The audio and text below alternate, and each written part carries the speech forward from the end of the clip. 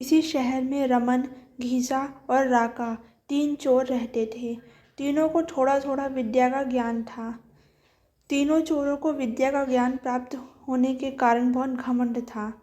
विद्या द्वारा तीनों चोर शहर में बड़े बड़े लोहे की तिजोरियों को तोड़ देते थे और बैंकों को लूट लिया करते थे।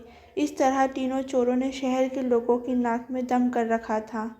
एक बार तीनों चोरों ने एक बड़े बैंक में डकैती करके सारा माल उड़ा दिया। तब पुलिस को खबर हुई तो तीनों चोरों को पकड़ने के लिए तलाश करने लगी, मगर तीनों चोर पास के ही एक घने जंगल में भाग गए। तीनों चोरों ने देखा कि जंगल में बहुत सी हड्डियां बिखरी पड़ी हैं।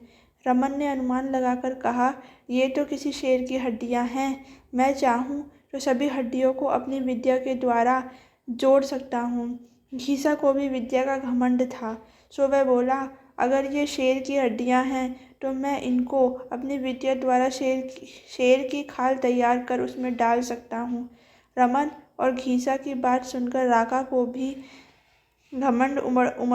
भी घमंड उमड़ पड़ा और उसने कहा, तुम दोनों इतना काम कर सकते हो तो मैं भी अपनी विद्या द्वारा इसमें प्राण डाल सकता हूँ। तीनों चोर अपनी विद्या का प्रयोग करने लगे।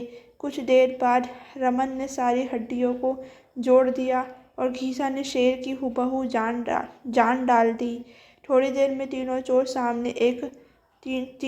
के सामने एक जीवित भयानक शेर को देखकर थर थर काँपने लगे, मगर शेर के पेट में तो एक दाना नहीं था। वह भूख के मारे गरजता हुआ तीनों चोरों पर हमला कर बैठा और मारकर खा गया। शेर मस्त होकर घने जंगल की ओर चल दिया।